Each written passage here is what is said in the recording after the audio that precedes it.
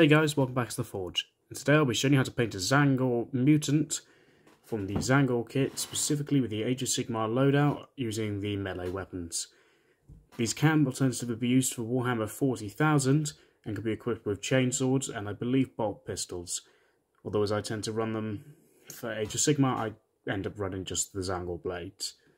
So for our first colour, we're going to be base coating all the flesh, excluding the insides of the faces on the mutant with Citadel's The Fang. We'll be leaving the insides of these a different colour to show that it's the inside of the head, because the mutant decided, yeah, screw me normal, I'll have half a head each side instead of one full head. The end result will look somewhat like this. So, once the Fang is applied, we'll cut back and move on to the next colour. For the next step, we're going to use Citadel's Contrast Skeleton Horde to do the horns, beak, talons, and the rougher part of the neck on the inside of the neck here. Now, it's only on one side of the head on this one, and on most of the Tzaangors that detail isn't there, so it's optional if you want to use Skeleton Horde here. You could use another colour of your choice. And to use Skeleton Horde, because on a very lighter coat, it looks quite different with a heavier coat. The colour is drastically different. For example, of what a lighter coat of Skeleton Horde can look like. Here's a flag I painted earlier using Skeleton Horde for my Demonette versus the teeth on this Screamer. All that is a second coat. And adds a huge amount of difference. So once the Skeleton Horde details are done, we'll cut back to the next colour. For the next step, we'll be using Guilliman flesh on the interior fleshy parts of this split in half skull. Following this, we'll then move on to a Kellyan green, which we use to paint the interior parts of all the armour panels, leaving the raised areas for our metallic colours when we come to the metallics. It's important to leave your metallics as the last step before highlighting, as you'll have to change the paint mortar. Changing this often can just slow you down. So it's good to do all your main colours in one go, and then your metallics. At least that's how I work. If you prefer to change the water more often, then feel free to do so. With the armour details on the interior flesh done, we can now move on to painting the wooden parts on the miniature, which is just the handles of the weapons, using Citadel Contrast Wildwood. Between this step and the previous two, I have shaded the flesh using Nun Oil. I haven't done a section on that as it's not completely necessary. I just like to do it as it does bring back some of that recessed detail and makes it easier to see when highlighting. It's not completely necessary, but you can do it if you so wish. Once the Wildwood's applied, we'll move on to painting the weapons and then move on to our metallic details, which will be the casings of the weapons, the trim of the armour, and then we'll change our water before we do our final detail, which will be highlighting and the crest on the back, which I like to do a bit rainbow coloured to bring a bit more colour to these suits models. For example, here is my Tzaangor Shaman. Very nice and colourful, just takes 3 colours, adds a bit more colour to the mini. So once the Wildwood is done, we'll cut to the weapons and then move on. With the Wildwood details now done, we can move on to painting the bladed parts of our weapons using Magos Purple. Alternatively, you could use any contrast colour of your liking to paint the magic weapons, or you could paint them as metallic blades. I've chosen to do my Tzaangors with magic weapons, as I feel like it fits Tzeentch a lot better than the generic steel weapons every army has. Because why wouldn't the God of Trickery give his servants random weapons that could do random shit mid-battle? Once those are painted with Magos Purple, we'll move on to our metallics before changing our paint water and moving on to the next details.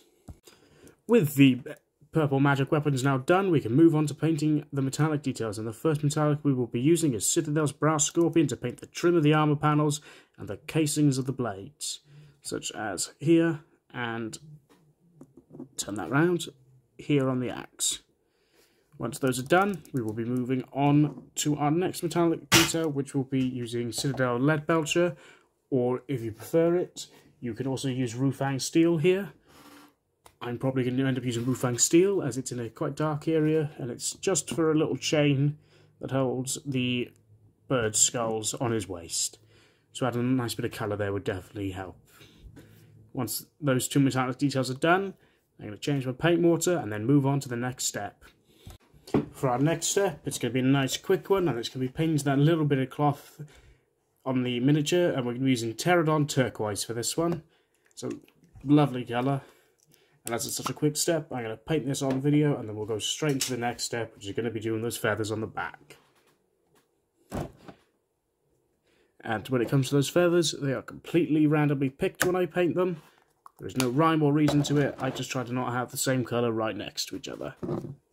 So for the cloth, I'm just going to quickly paint this with the Pterodon Turquoise, and you'll see why I think it's such a lovely colour. Now, I've used this colour on a few other miniatures myself. I used it on a Tau Pathfinder kill team, because I suck at painting white armour, and of course that's what the Tau had to be known for. Obviously there's other Tau sects that I could have done. I think that's what they're called, a sect. I don't know, I'm not a big Tau nerd. I don't like to split fire. No offense to any Tau players. With that done, I'm going to move on to the next step of painting those feathers on the back of its head. Ooh, knocked our camera.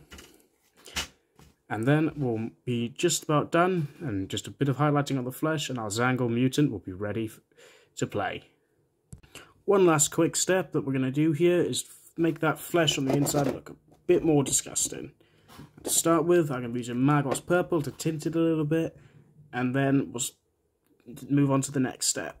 Now we're going to move on to highlighting the flesh, and the first colour you're going to want is Rust Grey. Now, I will admit this paint is a little bit hard to get a hold of. Neither of my local game stores that sell Citadel paints had this. The only place I've in person managed to pick a pot up was when I went to Warhammer World. So if you want this one, it's best to just order it online, because you probably won't find it at your local game store unless your local game store is a Games Workshop direct store. And by that I mean is a Games Workshop shop. My local game store is a supplier of Games Workshop and not a Games Workshop directly, so that's probably why I couldn't find it. But just bear that in mind when looking for anything Warhammer related. Even if a shop stocks Warhammer, 9 times out of 10 it probably won't have what you're after. But always remember, shop with these small businesses, because when you end up spilling a pot of paint, they're the closest one you can go to, and it's probably going to be cheaper than ordering it online.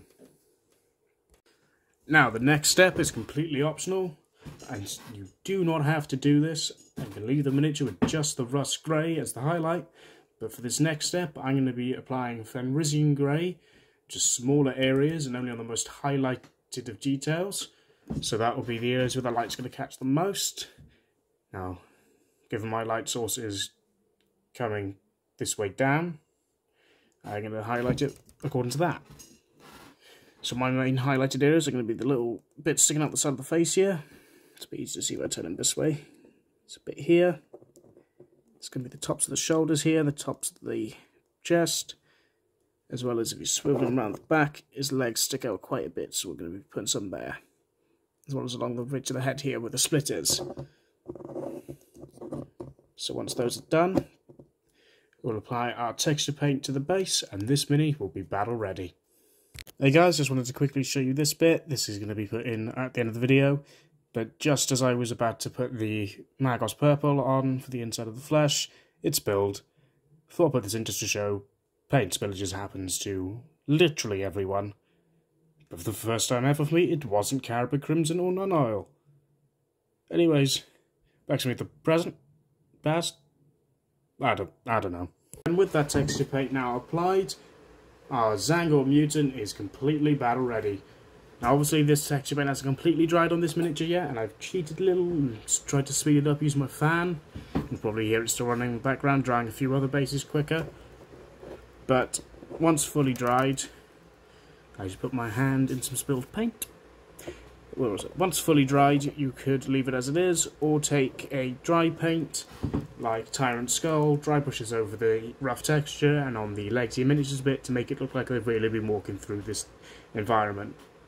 I say Tyrant Skull for this one in particular works quite well. For a desert themed, the texture paint I've used here is Armageddon Dust, but Tyrant Skull also works quite well over muddy textures for properly churned up battlefield mud. Those are really only two ones I ever do, other than snow biomes, but again, you put the snow on, it's basically done the effect of sticking your dry brush on, and you've got more detail. And with that, I give you a finished Tzaangor. I really need to invest in a turntable. Anyways, thanks for watching, and I hope this helps you paint up your own Tzaangors of Tzeentch.